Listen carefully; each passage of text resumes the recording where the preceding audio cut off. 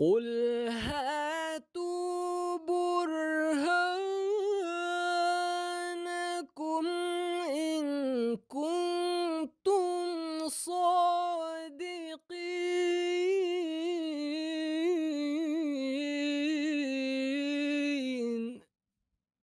اعوذ باللہ من الشیطان الرجیم بسم اللہ الرحمن الرحیم. ناظرین کرام السلام علیکم ورحمۃ اللہ وبرکاتہ.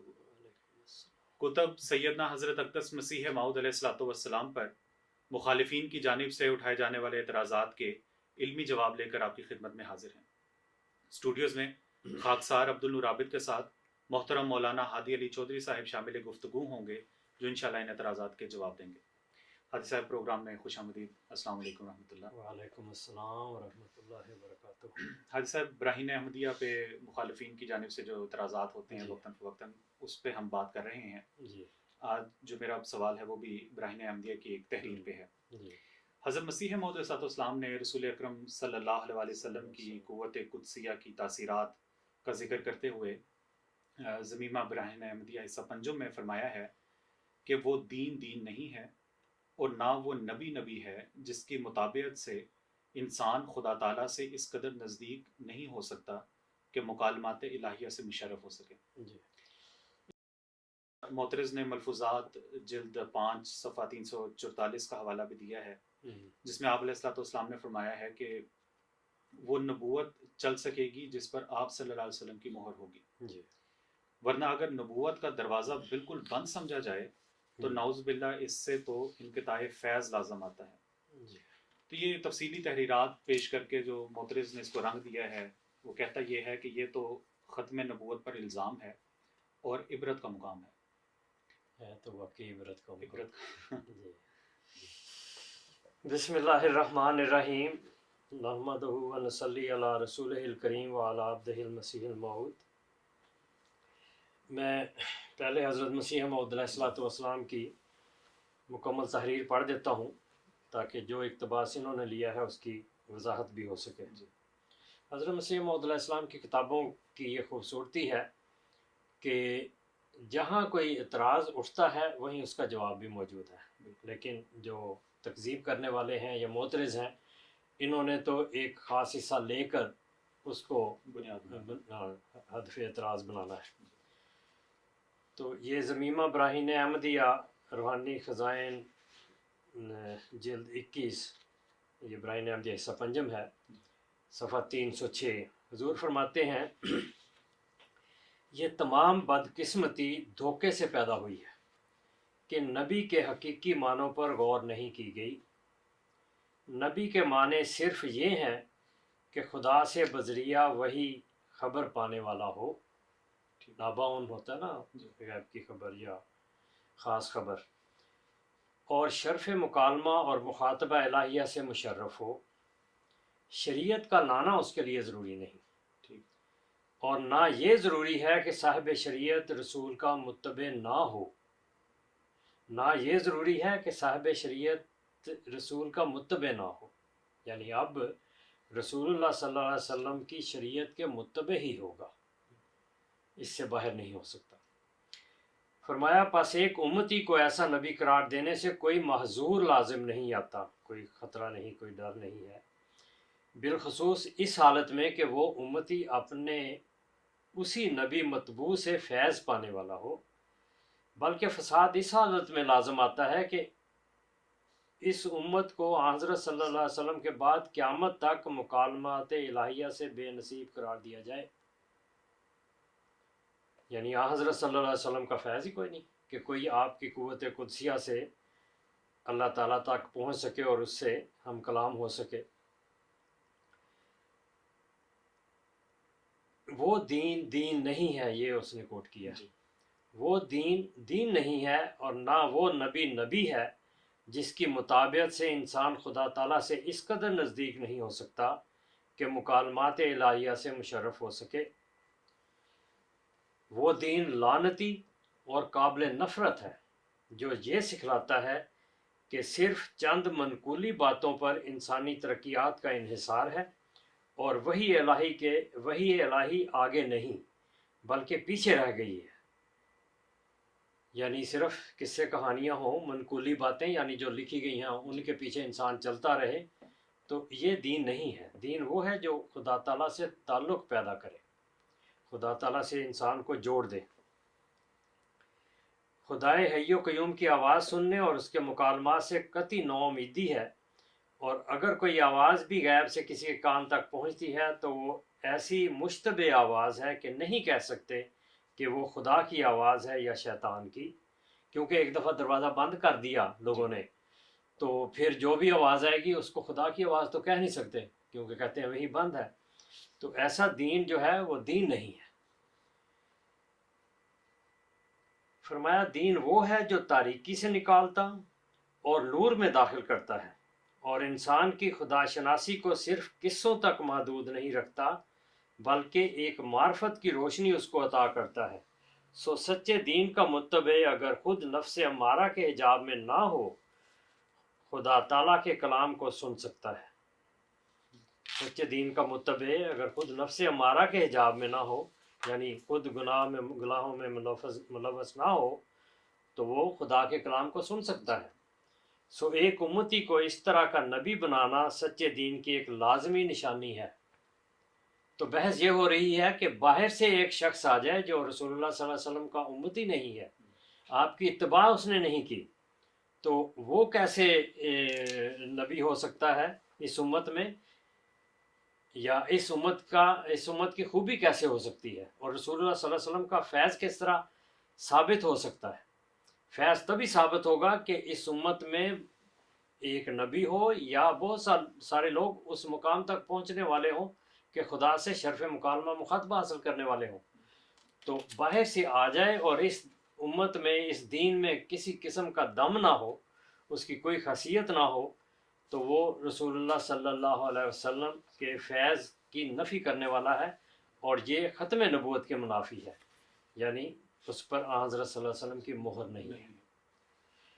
پھر اسی میں آپ آگے جا کے صفحہ 353 پر فرماتے ہیں، یہ لمبا مضمون ویسے چل رہا ہے، میں نے ذرا تفصیلی اقتباس 2-3 لیے ہیں۔ فرمایا حضرت صلی اللہ علیہ وسلم کو جو خاتم الانبیاء فرمایا گیا ہے، اس کے یہ معنی نہیں ہے کہ آپ کے بعد دروازہ مکالمات و مخاطبات الہیہ کا بند ہے۔ اگر یہ معنی ہوتے تو یہ امت ایک لعنتی امت ہوتی جو شیطان کی طرح ہمیشہ سے خدا تعالیٰ سے دور و مہجور ہوتی۔ کتنا واضح پیغام ہے کہ اس امت کے اندر خدا تعالیٰ کے فضل سے حضرت صلی اللہ علیہ وسلم کی قوت قدسیہ سے، آپ کی روحانی تاثیر سے مسلسل اب تک وہ لوگ پیدا ہوتے ہیں جو خدا سے ہم کلام ہوتے تھے، ان کے الہامات ان کی کتابوں میں درج ہیں، اور یہ ایک سلسلہ ہے جو مسلسل چلا آتا ہے۔ تو حضرت مسیح علیہ السلام اسی طرف توجہ دلا رہے ہیں کہ اب کیوں یہ نہیں ہو سکتا، تم کہتے ہو وہی بند ہے۔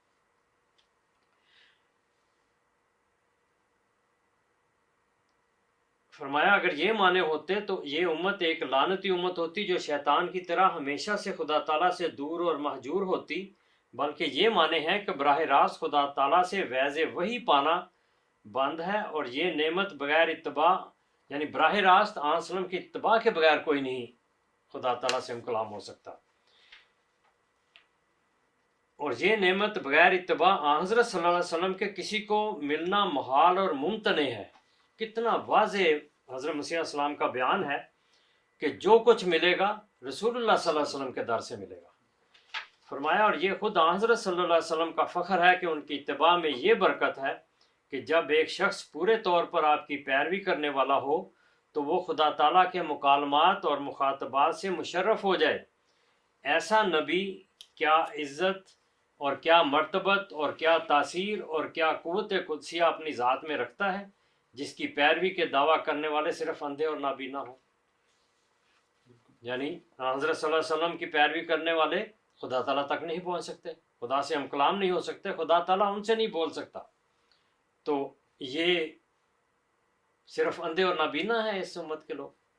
تو یہ حضرت صلی اللہ علیہ وسلم کی تحقیر کرنے والی بات ہے، آپ کے مقام کی تخفیف کرنے والی بات ہے، اور مقام ختم نبوت کے منافی ہے۔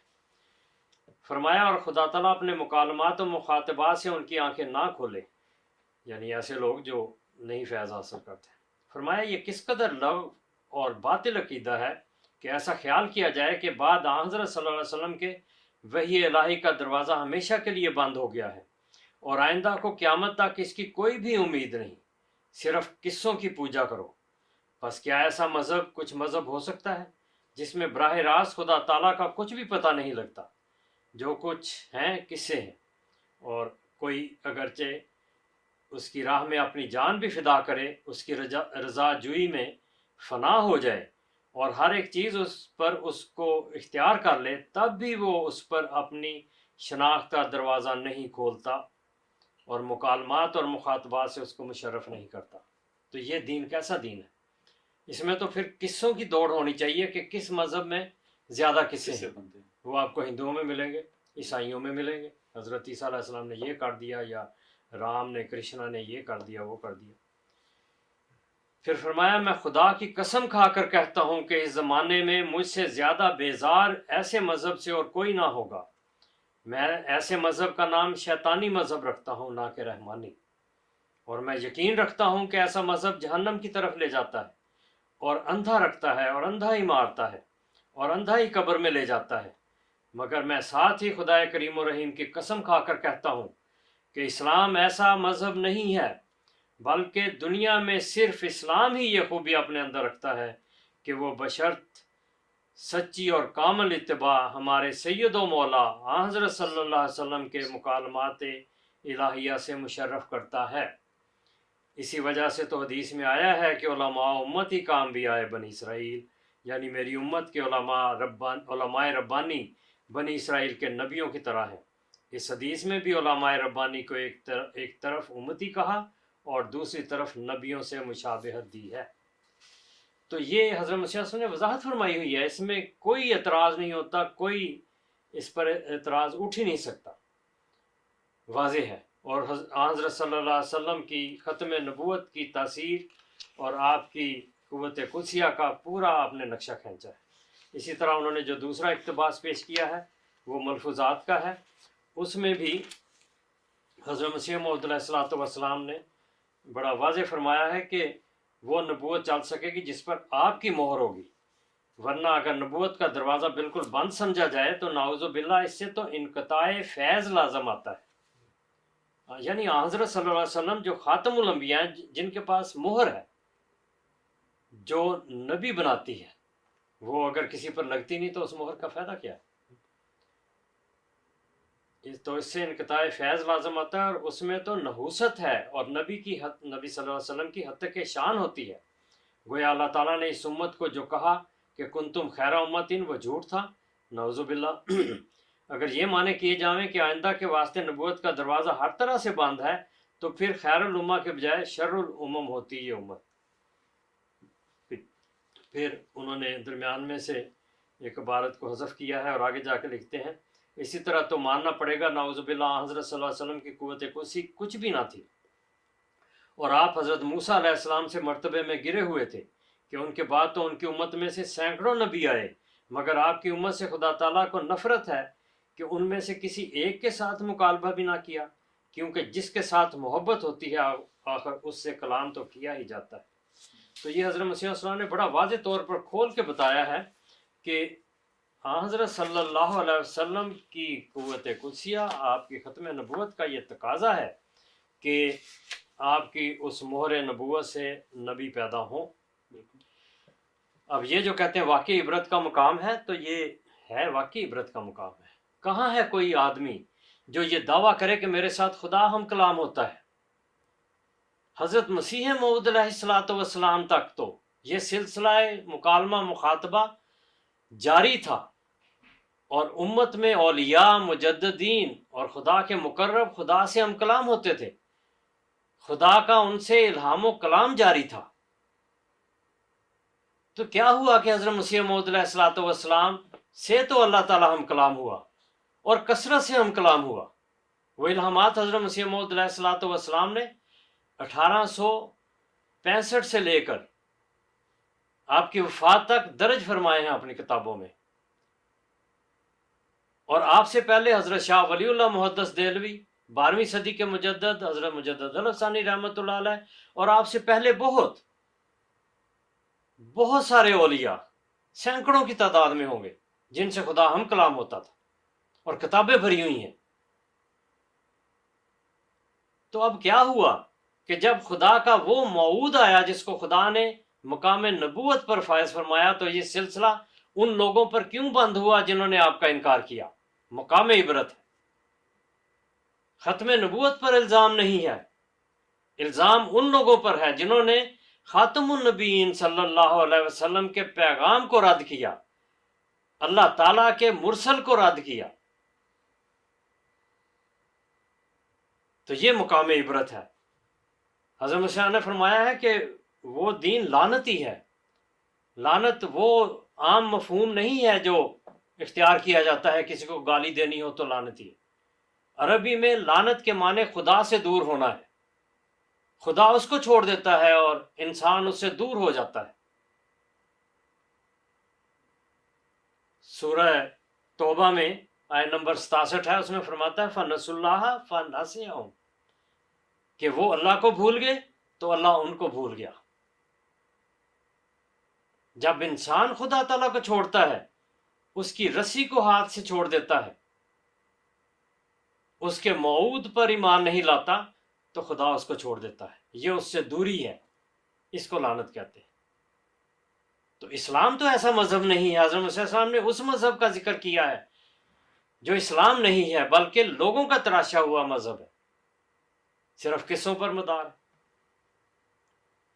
اور امت میں 2 فیصلے اٹل ہیں اور ساری امت اس پر متفق ہے، یعنی حضرت مسیح موعود علیہ الصلوۃ والسلام کی بعثت تک پہلے سارے ائمہ، اولیاء اللہ، صوفیاء، سارے وہ مقدس اور ربانی لوگ متفق ہیں کہ اس امت میں نبوت بھی جاری ہے اور اس امت میں وحی کا دروازہ بھی کھلا ہوا ہے، اور اللہ ہم کلام ہوتا ہے، اس کا کلام و الہام جاری ہے. یہ 2 باتوں پر سب کا اتفاق ہے. چنانچہ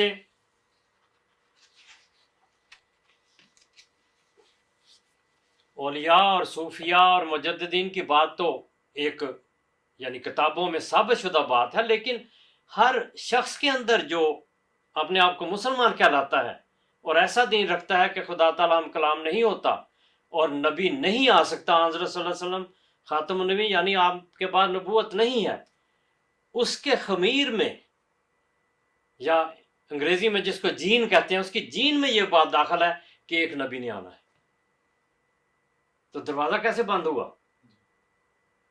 ایک نبی نے آنا ہے، لیکن حضرت صلی اللہ علیہ وسلم کی ختم نبوت پر زد لگاتے ہوئے، اس پر ضرب لگاتے ہوئے، اس کے تقدس کو پامال کرتے ہوئے باہر سے نبی لاتے ہیں جس پر حضرت صلی اللہ علیہ وسلم کا فیض نہیں ہے، جو آپ کا امتی نہیں ہے. لیکن ختم نبوت کا تقاضا ہے، اس کے تقدس کا تقاضا ہے، اس کے مقام کا تقاضا ہے کہ آپ کی مہر اس پر ہو، آپ کے نقوش اس پر ہو، وہ آپ کا امتی ہو اور آپ کے فیض سے وہ اس مقام تک پہنچا. تو چنانچہ رسول اللہ صلی اللہ علیہ وسلم نے کئی دفعہ فرمایا ہے کہ میرے بعد نبی یحشر و نبی اللہ عیسیٰ و اصحابہ. یہ مسلم کتاب الفتن باب صفت الدجال و ما معہ میں ہے. 4 دفعہ اس روایت میں آنے والے کو نبی اللہ قرار دیا ہے. تو رسول اللہ صلی اللہ علیہ وسلم کی بات کو رد کرتے ہیں تو خدا تعالیٰ چھوڑ دیتا ہے. فرمایا لیسا بینی و بینہ نبی و انہ نازل، ابو داؤد کتاب الملاحم میں ہے. پھر خصائص الکبریٰ میں ابو بکر افضل و حاضر الامہ الا یکون نبی، ایک نبی ہوگا. ابو بکر رضی اللہ عنہ افضل ہے مگر آپ کے بعد ایک نبی ہوگا. اور جہاں تک وحی کا تعلق ہے، اسی حدیث میں جو حضرت نواس بن سمان سے ہے، مسلم کتاب الفتن باب صفت الدجال میں، اذ اوحی اللہ الی عیسیٰ، کہ اس آنے والے عیسیٰ پر خدا تعالیٰ وحی کرے گا. تو وحی تو جاری ہے، آن سلم نے فرمایا، اور اب تک امت میں اس پر اجماع ہے. یہ دیکھیں الجواقیت والجواہر، حضرت عبد الوہاب शेरानी रहमत उल्लाह अलैह लिखते हैं अल-जवाक़ीत वल जवाहिर सफ़ा 466 पर, अलजुज़ ये दूसरा जुज़ है उसका, फ़युरसलु वलियन ज़ा नबुव्वतिन मुतलक़तिन, वो जो आने वाला है वो ऐसे वली के तौर पर अल्लाह ताला की तरफ से मुरसल होगा जो नबूवत का मुकाम रखता होगा, व युल्हमु बेशर मोहम्मदिन सल्लल्लाहु अलैहि वसल्लम, और वो उस पर मोहम्मद सल्लल्लाहु अलैहि वसल्लम की शरीयत की वही नाजिल की जाएगी। इस पर तो कोई नहीं बोलता। ये इमाम अब्दुल रऊफ़ अल मनावी, उन्होंने जामे सगीर लिल मनावी है, ये दरअसल हज़रत इमाम सयूती की किताब है, उसमें अबू बकर खैरुन नास इल्ला यकून नबिय्यन, इसमें नबी की नवीद है। और ये जो है अभी मैंने मुस्लिम की किताब का हवाला दिया, वो भी यहाँ मौजूद है। फिर वो नबूवत की बात करते हैं कि आने वाला जो है फला रसूल, यानी रसूलुल्लाह सल्लल्लाहु अलैहि वसल्लम के बाद कोई नबी नहीं, ये जो रवायत आती है ला नबी बादहु, तो फरमाते हैं कि ख़तम अल्लाह ताला बेशर मोहम्मदिन सल्लल्लाहु अलैहि वसल्लम जमी शराए, कि रसूलुल्लाह सल्लल्लाहु अलैहि वसल्लम की शरीयत से अल्लाह ताला ने तमाम शरीयतों को मुकम्मल कर दिया, उन पर मोहर कर दी। फला रसूल बादहु बेशरिन, आपके बाद कोई रसूल शरीयत लेकर नहीं आ सकता। वला नबी बादहु युरसलु इलैहि बेशरिन यतअब्बदु बिही नफ्सहु, तो उस और ना कोई ऐसा नबी आ सकता है जो शरीयत लेकर आए और उस पर लोगों को चलाए। तो इससे भी साफ वाज़ेह होगा शरीयत वाला नबी नहीं आ सकता, दूसरा आ सकता है। और फिर इसी सफ़े पर वो लिखते हैं लिल औलियाए वलाकिन बाकिया लिल औलियाए वही उल इल्हाम है अल्लाज़ी ला तशरीया फी है, कि अब औलियाउल्लाह के लिए इल्हाम वाली वही मौजूद है जिसमें कोई तशरी नहीं। इंसानुल कामिल हज़रत शेख अब्दुल करीम जिलानी या जैली, वो कहते हैं फ़नक़ता हुक्म नबूवत तशरी बादहु, आपके बाद तशरी नबूवत का हुक्म जो है वो बंद हुआ है, तो इसके अलावा बाकी नबूवतें जो हैं जारी हैं, यानी आपके ताबे होकर। और मुल्ला अली कारी रहमतुल्लाह अलैह जो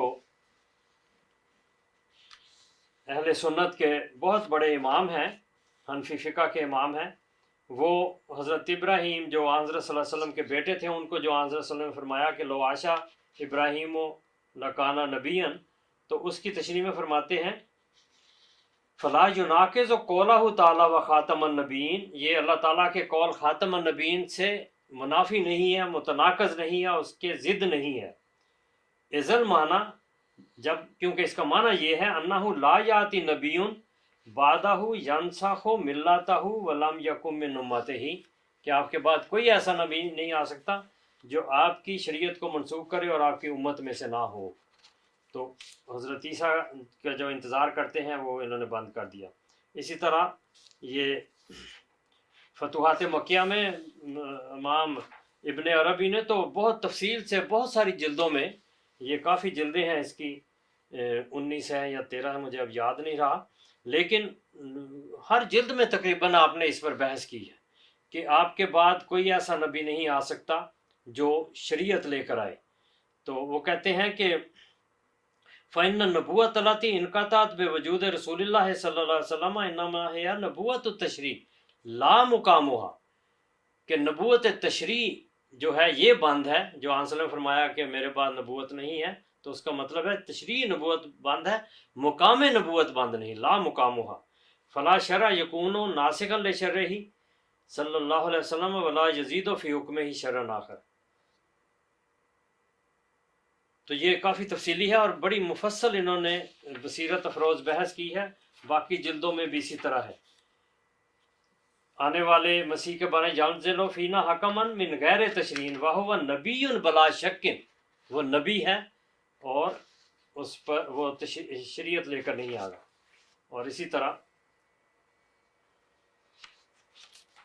ये किताब है फतहुल अलीम, ये محمد موسیٰ روحانی البازی، یہ جامعہ اشرفیہ لاہور کے مدرس ہیں، ٹیچر ہیں، ان کی یہ کتاب ہے اور مکتبہ امدادیہ ملتان پاکستان سے یہ چھپی ہے۔ میں حیران ہوں کہ پاکستان میں ملتان یہ مجلس احرار کا مرکز رہا ہے، پھر ختم نبوت والوں کا مرکز رہا ہے، وہاں سے یہ کتاب چھپی ہے۔ اور دیکھیں وہ کہتے کیا ہیں، انہوں نے بھی کافی تفصیلی بحث کیا، میں صرف ایک والا پڑھ دیتا ہوں۔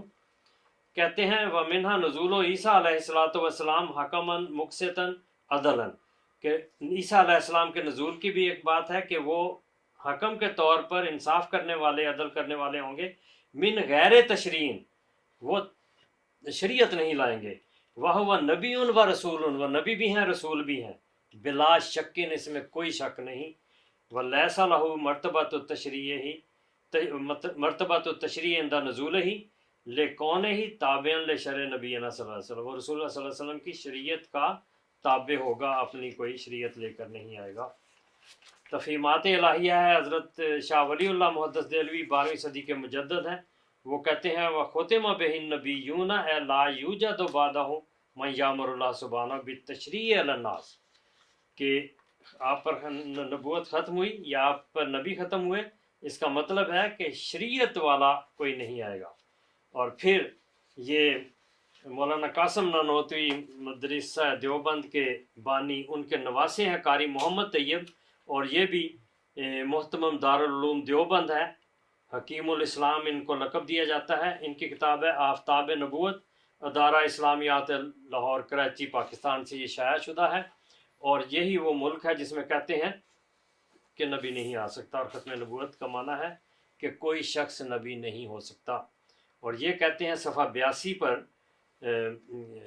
آفتاب نبوت کتاب میں، حضور کی شان، یعنی حضور صلی اللہ علیہ وسلم کی شان محض نبوت ہی نہیں نکلتی بلکہ نبوت بخشی بھی نکلتی ہے، یعنی نبوت بخشنے والے ہیں، تو نبوت کا تو دروازہ کھول رہے ہیں، بلکہ نبوت بخشی بھی نکلتی ہے کہ جو بھی نبوت کی استعداد پایا ہوا فرد آپ کے سامنے آ گیا، نبی ہو گیا، اور اسی طرح نور نبوت آپ ہی سے چلا اور آپ ہی پر لوٹ کر ختم ہو گیا، اور یہی شان خاتم کی ہوتی ہے۔ کتنا واضح اور روشن بیان ہے اور سچا بیان ہے۔ تو میں نے عرض کی تھی کہ دو پہلو نبوت اور وحی، اس پر امت جمع ہے۔